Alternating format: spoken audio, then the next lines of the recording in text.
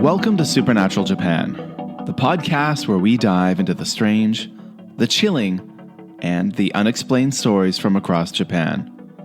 I'm your host, Kevin O'Shea, and tonight we're traveling to Tokyo's Setagaya Ward, one of the city's quietest, most family-friendly suburbs. It's the kind of place where you'd expect safety and comfort, not violence. And yet, on the night of December 30th to 31st, 2000, Setagaya became the site of one of Japan's most infamous and haunting unsolved crimes, the Setagaya Family Murders.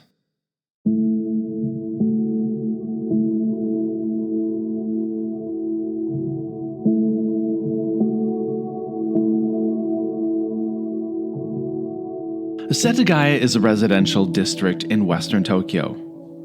Unlike the neon glare of Shinjuku or the bustle of Shibuya, Setagaya feels quite suburban. Tree-lined streets, cozy homes, and family parks. It's a ward known for its quiet affluence, a place where middle-class families put down roots.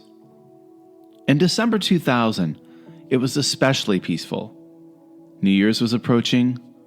Families were preparing for the holidays, and the Miyazawa family, like their neighbors, were settling in for a quiet evening at home. The Miyazawas lived in a 2-story house beside a small public park. The home was modern, spacious by Tokyo standards, and sat in what many would consider an ideal location for raising children. Mikio, the father, worked for a London-based marketing company. Yasuko, his wife, was a teacher.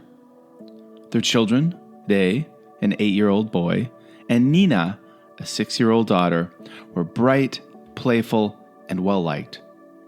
By all accounts, the Miyazawas were an ordinary, happy family. But on the night of December 30th, 2000, that ordinary life was shattered in the most brutal way imaginable.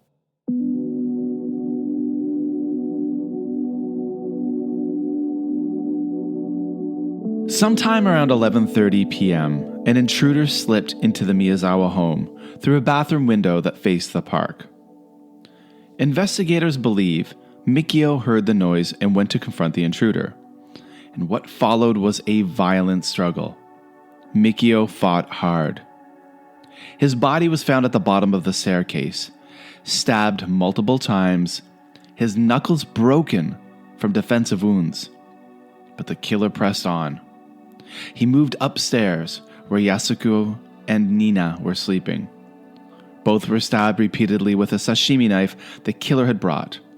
The attack was so frenzied that the blade broke. The killer then went to the kitchen, found another knife, and continued the assault. Rei, the youngest child, was found strangled in his bed. And unlike the others, he bore no stab wounds. Police believe the killer silenced him quickly, perhaps to prevent his cries from alerting the neighbors. Now, what makes the Setagaya murders especially disturbing is what happened next. The killer didn't flee. Instead, he lingered in the house. He ate ice cream from the refrigerator. He ate melon. He drank barley tea from the fridge. He logged into the family's computer at 1:18 a.m. and again later that morning. He used the toilet and didn't flush. He left feces in the toilet. He changed clothes, leaving behind the ones he wore during the murders, and even tended to wounds he sustained during the attack, using the Miyazawa's first aid kit. For hours, the stranger sat inside the blood-stained house, while outside, the neighborhood slept.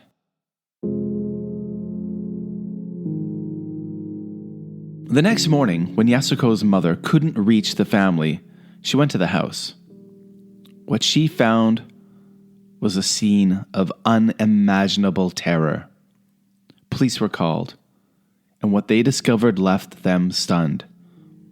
Not just the violence, but by the avalanche of evidence left behind.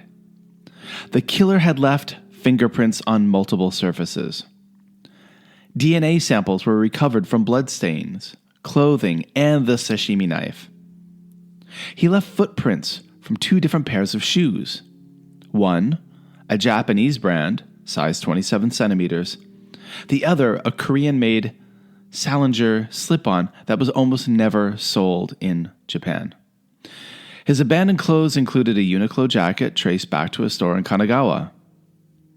One of the strangest clues was a fanny pack the killer left behind, containing a broken sashimi knife, personal items, and fine sand. Forensic analysis linked the sand to the Nevada desert. That's right, the Nevada desert in the United States, near Edwards Air Force Base in California. How it got there remains a mystery. The killer's DNA painted a curious picture as well. His paternal ancestry pointed towards East Asia, possibly Korea or China, and his maternal line suggested Southern European roots, somewhere around the Mediterranean. This unique mix narrowed the subject but still produced no matches. So the killer appeared to not be someone who was Japanese. The behavioral clues were something that was so odd. The crime scene painted a portrait of the killer's state of mind. He ate, lounged, and used the computer, suggesting an almost childlike detachment from what had just occurred. He showed recklessness, leaving behind a mountain of forensic evidence that most criminals would avoid carefully. Yet, he also displayed calmness, tending his wounds and remaining in the house for hours. Psychologists believe that the suspect could have been young, perhaps late teens or early 20s. His erratic behavior suggested immaturity, but his violence pointed to someone deeply unstable. Now, despite this mountain of evidence, the killer vanished without a trace. Police mounted one of the largest investigations in Japanese history. Over 240,000 officers were involved across the years, and more than 125,000 pieces of evidence were cataloged. Tens of thousands of leads were pursued, and yet, no suspect was ever identified. Now, before we move forward, I first want to take a look at a supernatural connection about onryo and cursed places. In Japanese folklore, there's a powerful kind of ghost known as an onryo, a spirit consumed by rage, sorrow, or vengeance. Unlike the gentle ancestral spirits honored at Obon, onryo are restless. They linger where they died, bound by unfinished business, and their presence can bring misfortune to entire households or neighborhoods. Tradition says onryo are born of violent ends, murders, betrayals, family tragedies. They don't just haunt people, they curse places.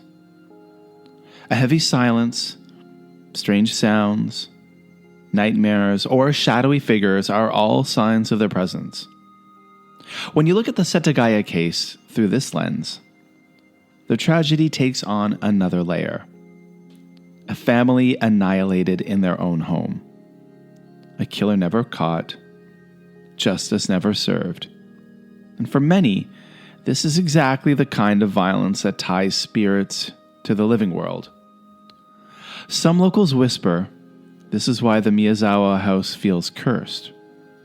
Why passerby hear children's laughter drifting from the park, or see movement behind the darkened windows. Whether it's imagination or something more, the sense lingers that the Miyazawas are still there, restless, watching, and waiting. Why the Miyazawas? The family had no enemies. Mikio had recently argued with a group of skateboarders in the park, which led to speculation about retaliation, but nothing tied them to the crime. Robbery wasn't the motive either. The valuables were untouched. And what's more disturbing is the killer's behavior. He acted recklessly, leaving DNA, fingerprints, and belongings behind. Some profilers suggested he was young, maybe a teenager or a man in his early 20s, violent, impulsive, but oddly calm after the murders. And then there are the whispers. Even investigators admitted feeling uneasy in the house. Some police officers privately spoke of nightmares after working the case, visions of a faceless man at the end of a hallway. And today the house still stands, boarded up, abandoned, avoided by locals, who call it cursed ground. Occasionally flowers or small toys appear at the gate, left as offerings to comfort the spirits.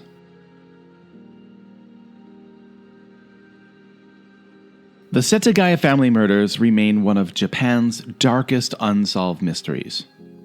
How could someone leave behind so much evidence, yet remain uncaught? Was it police missteps? A killer with powerful connections? Or something stranger? A person who slipped through the cracks of reality itself? More than 2 decades later, the case is still open. The Miyazawa home stands as both a crime scene and a ghostly reminder of the family that once lived there, and the shadow that still lingers in Setagaya. Well, that's all for this episode of Supernatural Japan. The Setagaya Family Murders are a reminder that even in the safest neighborhoods, darkness can strike. And sometimes the shadows never lift. Now, to see photos of the infamous Setagaya house, please follow the podcast Instagram at Supernatural Japan. You can find lots of photos over there, so please give a follow.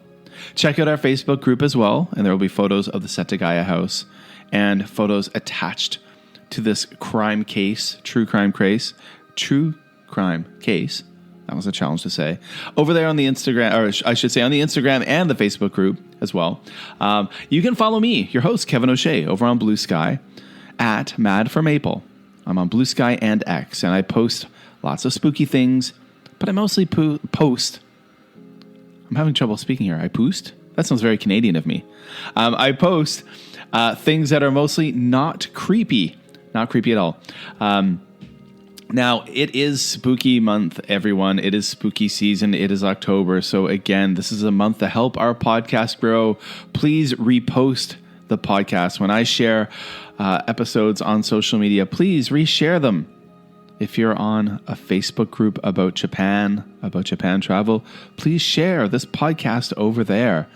If you are on Blue Sky or X, please repost the things I post. It helps a lot. Absolutely. Please also recommend it to your friends who like something spooky, and follow our social media. Also, of course, not all of Supernatural Japan is spooky. Sometimes we have these true crime cases mixed in, but most not. It is things about, well, I guess ghost stories are spooky and hauntings, but we also take a look at things like yokai folklore, friendly monsters, lucky animals, auspicious animals, things like that. Please, when you have a chance, shoot me an email over at supernaturaljapan@gmail.com with ideas, stories, and your own weird and spooky experiences in Japan or not, elsewhere. I'd love to hear them. And you can support the show over on Buy Me a Coffee with one-time donations, or you can become a member. All the links are in the show notes. And I hope you've enjoyed and noticed the upgrade in audio quality in this episode and all future episodes. And I'd like to thank all of you, wonderful Supernatural supporters. It's because of you guys I've been able to upgrade and make the show sound better. Well, that's it for me, Kevin, here at Supernatural Japan. Thank you for joining me. And if you enjoyed this story, remember, please share, subscribe, and leave a review. Leave a review wherever you listen to the podcast. And remember, in Japan, every shadow has a story.